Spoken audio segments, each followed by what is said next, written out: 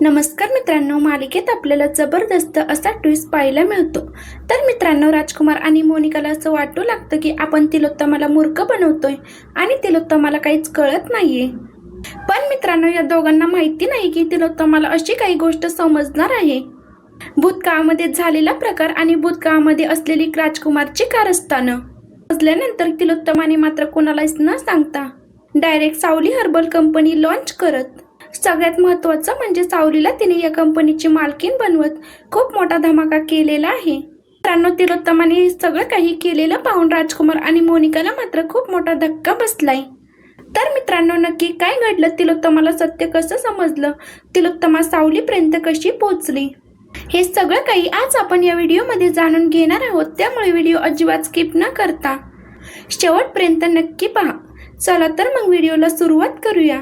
तर मित्रांनो, आपण तर पाहिलंच आहे की तिलोत्तमाकडे त्यांचे जुने इन्व्हेस्टर आलेले आहेत आणि ते म्हणू लागतात की तुमची जी काही सावली ब्रँच बंद आहे ना, ती सावली हर्बल प्रोडक्टची ती ब्रँच चालू करण्यामध्ये मी आता इंटरेस्टेड आहे आणि ती ब्रँच चालू करण्यासाठी तुम्ही तयारी दाखवावी, इतकं मात्र तुम्ही करावं।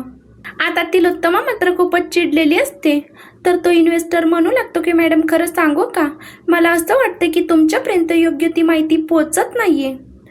त्यावरती ती म्हणू लागते की म्हणजे कशाबद्दल बोलताय तुम्ही। त्यावरती ते सांगू लागतात की म्हणजे तुम्ही सावली हर्बल ही ब्रँच बंद केलीत ना, इथेच आम्हाला समजलं की तुमच्यापर्यंत खूप चुकीची माहिती पोहोचत आहे। आता तिलोत्तमा म्हणू लागते की काय बोलताय, कशाबद्दल बोलताय। इन्व्हेस्टर सांगू लागतात की मॅडम, तुम्ही ज्याप्रमाणे सावली सनस्क्रीन चालू ठेवलं ना, त्यावेळेला मार्केटमध्ये सावली हर्बलची सुद्धा इतकी डिमांड होती, पण तुम्ही अचानक ते का बंद केलं ते मात्र आम्हाला कळत नाहीये आणि म्हणूनच मी तुम्हाला पुन्हा एकदा हे प्रोडक्ट लॉन्च करण्यासाठी सांगत आहे। असं म्हटल्यानंतर ती म्हणू लागते की ठीक आहे, मी तुमच्या बोलण्याचा विचार करते। आता ते इन्व्हेस्टर निघून गेल्यानंतर तिकडे राजकुमार आणि मोनिका आलेत। राजकुमार आणि मोनिका यांना सुद्धा समजलं आहे की सावली हर्बल आता सुरू करायचं आहे। आता सावली हर्बल सुरू करताना ते पुढचा डाव खेळतात आणि म्हणू लागतात की ठीक आहे, सावली हर्बल सुरू करायचंय ना, मग आपण त्यांचं नाव बदलू। आपण शुभ्राचे पॅम्पलेट लॉन्च केले होते ना, तर मला असं वाटतं की आपण पुन्हा एकदा शुभ्रा प्रोडक्टच लॉन्च केलं तर, म्हणजे शुभ्रा हर्बल या नावाने लॉन्च केलं तर। आता मात्र तिलोत्तमाला संशय आलाय, हे सारखं सारखं शुभ्रा शुभ्रा करू लागतात, त्यामुळे तिला वाटू लागतं की नक्कीच काहीतरी गडबड आहे। त्यावरती म्हणू लागते की ठीक आहे, बघूया, आपण याच्यावरती विचार करूया। तर मित्रांनो, इथेच कुठेतरी तिलोत्तमाच्या डोक्यामध्ये वेगळे विचार आलेले आहेत आणि तिलोत्तमा या दोघांकडे संशयाने पाहायला लागलेली आहे। आता ती विचार करू लागते आणि म्हणू लागते की ठीक आहे, मी सारंग सोबत बोलून बघते। आता सावली जगन्नाथकडे येते आणि म्हणू लागते की बाबा, आपल्याला जर का 25 मुलं मिळाली ना, तर मात्र आपल्याला ग्रँट मिळणार आहे। असंच आहे ना, बरोबर आहे ना। त्यावरती जगन्नाथ म्हणू लागतो की हो। असं म्हटल्यानंतर ती म्हणू लागते की म्हणजे 25 मुलं आपली झालेली आहेत। आपण एक काम करूया, सगळ्यात आधी आपण एक गुरुकुल सुरू करूया।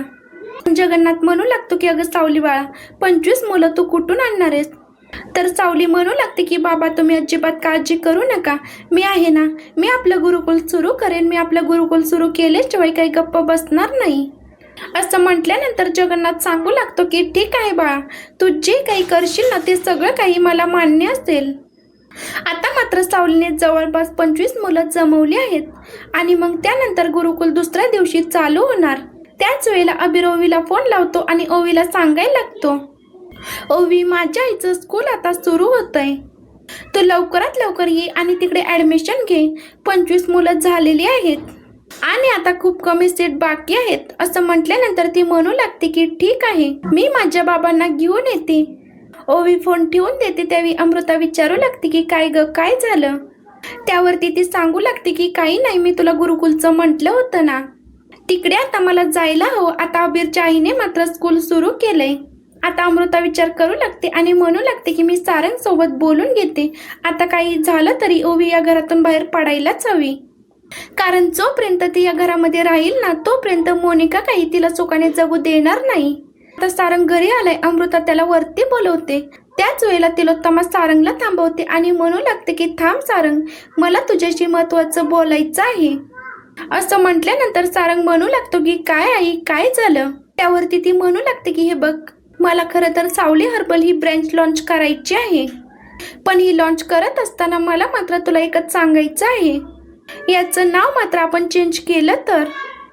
त्यावेळी सारंग म्हणू लागतो की हे बघ आई, मुळातच सावली ब्रँडची सक्सेस ही या नावातच आहे आणि त्यामुळे कुठल्याही प्रकारे हे नाव चेंज होणार नाहीये.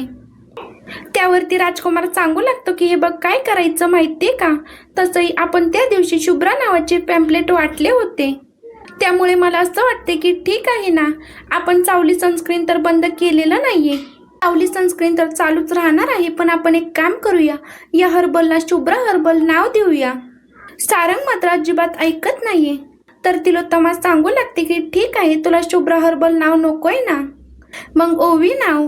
त्यावरती सारंग म्हणू लागतो की हे बघ, मुळातच सावली हे नाव वाईट नाहीये आणि जर काही नाव चेंज करायचं असेल ना, तर मात्र मी ओवी हे नाव नक्कीच प्रेफर करेल. आता सारंगने मात्र खूपच फोर्स केल्यामुळे तिलोत्तमा सुद्धा ओवी या नावाला तयार झालीये. तर मित्रांनो, तिलोत्तमाने ज्या वेळेला ओवी नावाला मान्यता दिलेली आहे आणि त्यावेळेला मात्र बरोबर रीतीने राजकुमारला डाव उलट्या पडल्याचं समजलं आहे. राजकुमारला या सगळ्यामध्ये काहीच कळत नाही की नक्की काय बोलावं. त्यावेळेला मात्र मोनिका पेटून उठते आणि मोनिका म्हणू लागते की का असा फरक का, आता शुभ्राचंच नाव पाहिजे. आता तिलोत्तमाने मात्र स्वतः निर्णय घेऊन टाकला आहे आणि जे काही इन्व्हेस्टर आहेत त्यांना बोलवलं आहे. ज्या वेळेला ते तिकडे आले त्यावेळेला तिलोत्तमा म्हणू लागते की ठीक आहे, ही आता सावली हर्बलची ब्रँच आता आम्ही लॉन्च करतोय. त्यावरती ते म्हणू लागतात की अहो मॅडम, तुम्हाला माहिती आहे का, तुम्ही जर का सावली हर्बल ही ब्रँड सावली मॅडमच्या उपस्थितीतच लॉन्च केली तर मात्र खूपच बरं होईल. त्यावरती तिलोत्तमा म्हणू लागते की ते कसं शक्य आहे. तर ते इन्व्हेस्टर म्हणू लागतात की मॅडम, खरं तर सावली मॅडम या शहरातच आहेत. असं म्हटल्यानंतर तिलोत्तमाला मात्र खूप मोठा धक्का बसलाय. तिलोत्तमा म्हणू लागते की तुमचा काहीतरी गैरसमज झालाय. ती जरी या शहरात असली तरी सुद्धा तिला या घरामध्ये थारा नाहीये. असं म्हटल्यानंतर ते सांगू लागतात की मॅडम, अहो तिला थारा नसेल, पण तुमचा वारस, तुमच्या वारसाला तरी थारा आहे ना. त्याने स्वतःचं नाव जरी सावलीचं लावलं असलं तरी त्याचं नाव आहे ते म्हणजे अबीर सारंग मेंदळे, जो तुमच्या घराण्याचा एकमेव वारस आहे. मुळातच शुभ्रा ही मुलगी आहे आणि जर का तुमच्या घराण्याचं नाव चालवण्यासाठी तुम्हाला तुमच्या घराण्याचा वारस परत मिळवायचा असेल तर मात्र सावली हर्बल ही योग्य वेळ आहे. सावली हर्बल लॉन्च करून तुम्ही तिला सुद्धा घरात आणू शकता. आता तिलोत्तमा विचारू लागते की तुम्ही कुठे पाहिलं तिला.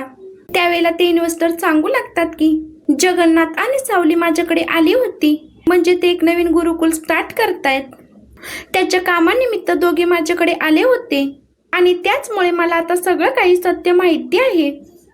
तर मित्रांनो, त्या इन्व्हेस्टर करून स्वतः सावलीचा पत्ता घेत आता तिलोत्तमा मात्र खूप मोठा धमाका करणार आहे. तर मित्रांनो, तिलोत्तमा आता एका झटक्यात सावली हर्बल तर लॉन्च करते, ते सावलीच्याच नावाने आणि सावलीच्याच अंडर. तर मित्रांनो, हे सत्य ज्या वेळेला राजकुमार आणि मोनिकाला समजतं, सावलीने मात्र तिलोत्तमाला भूतकाळातील सत्य सांगताच राजकुमारचा खरा चेहरा तिलोत्तमा समोर आलाय. असेच मालिकेंचे पुढील अपडेट पाहण्यासाठी आपल्या चॅनलला नक्की सबस्क्राईब करा. धन्यवाद.